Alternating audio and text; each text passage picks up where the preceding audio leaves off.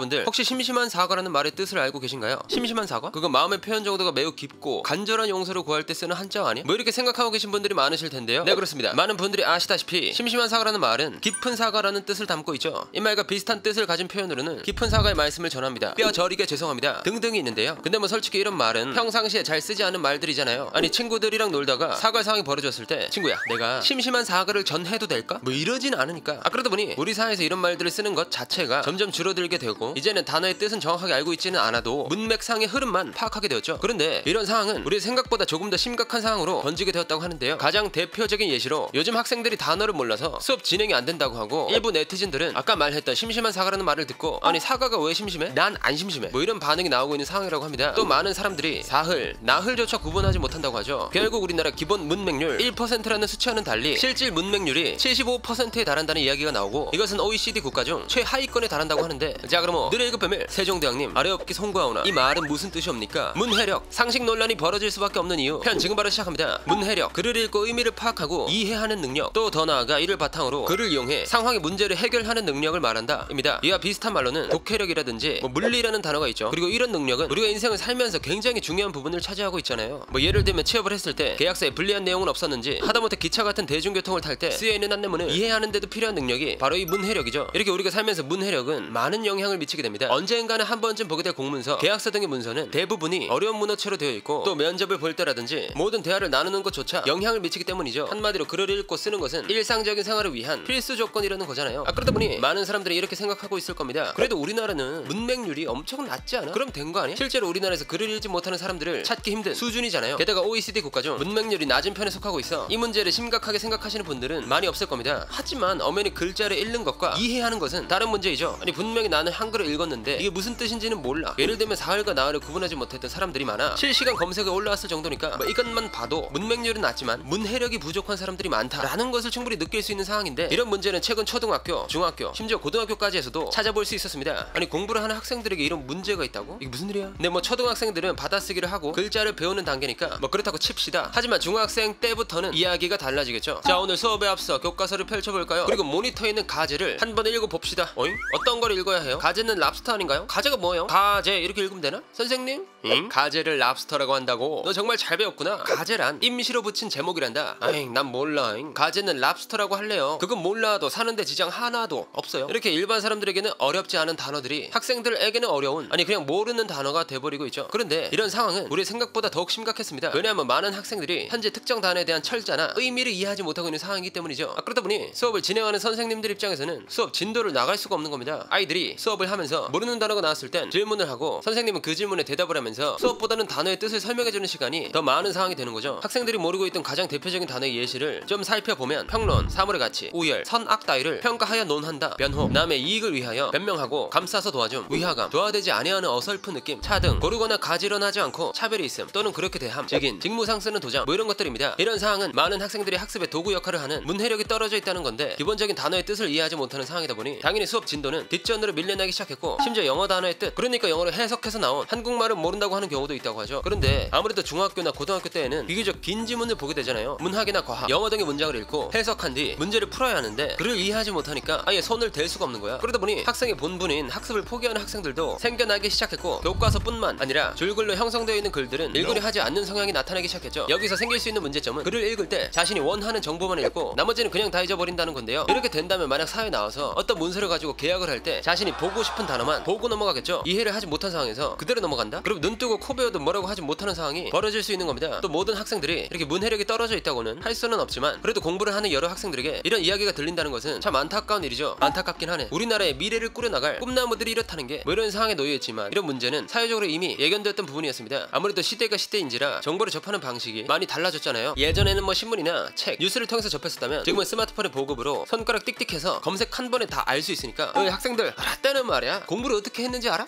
어쩔 TV? 이 아저씨 또 시작이네. 아 듣기 싫지만 뭐 어떻게 하셨는데요? 우리 때는 책을 읽으면서 공부하고 모르는 단어가 있으면 사전을 찾아보면서 이해했어. 근데 요즘 애들은 헝그리 정신이 없어서 그런지 공부를 잘 안 하는 것 같더라.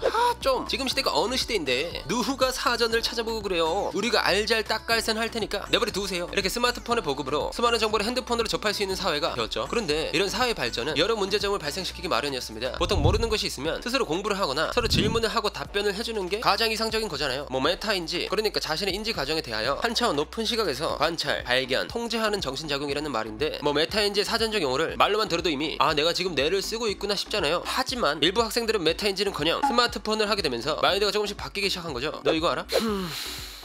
나 모르는 게 아니야. 아직 검색을 안 해봤을 뿐이야. 이런 식으로 모르는 것은 모른다고 인정하지 않고 난 아직 검색을 하기 전일 뿐이다. 뭐 이런 마인드를 가지기 시작한 겁니다. 뭐 이런 분위기가 형성되다 보니 똑똑한 사람들이 오히려 이상해 보여. 물론 이렇게 문해력이 부족하다거나 인터넷 의존도가 높은 사회적 분위기는 학생들에게만 있는 것은 아니었습니다. 학생들에게 본보기를 보여야 하는 성인에게도 문해력이 부족한 모습이 나타나기 마련이었죠. 이런 상황을 살펴볼 수 있는 대표적인 예시로 2020년에 있었던 사흘 나흘 논란이 있었는데요. 보통 사람들이 알고 있는 사흘 나흘의 사전적 의미는 사흘 매달 초하룻날부터 헤아려 셋째 되는 날, 나흘 매달 초하룻날부터 헤아려 넷째 되는 날이잖아요. 논란이 발생했을 당시에는 토요일이 광복절인 이유로 월요일까지 사흘 동안 휴일이 이어졌습니다. 그런데 갑자기 사흘이란 단어가 인터넷 포털 사이트 검색 순위에 오르네? 아니 이게 뭔 일인가 하고 살펴봤더니 광복절부터 사흘 연휴, 그러니까 광복절을 기준으로 3일 동안 쉬는 말인데 여기서 사흘이 왜 4일이 아닌 3일 동안 쉬는 것이냐 면서 갑론을박이 터진 것이죠. 자 이제는 알고 넘어갑시다. 하루, 이틀, 사흘, 나흘, 닷새, 엿새, 일회, 여드레, 아흐레, 열흘. 오케이? 그러면 사흘에 사자가 들어가니까 헷갈릴 수 있다고 쳐. 그런데 여기 단어 자체를 몰라서 최근 이슈되었던 사과가 있었습니다.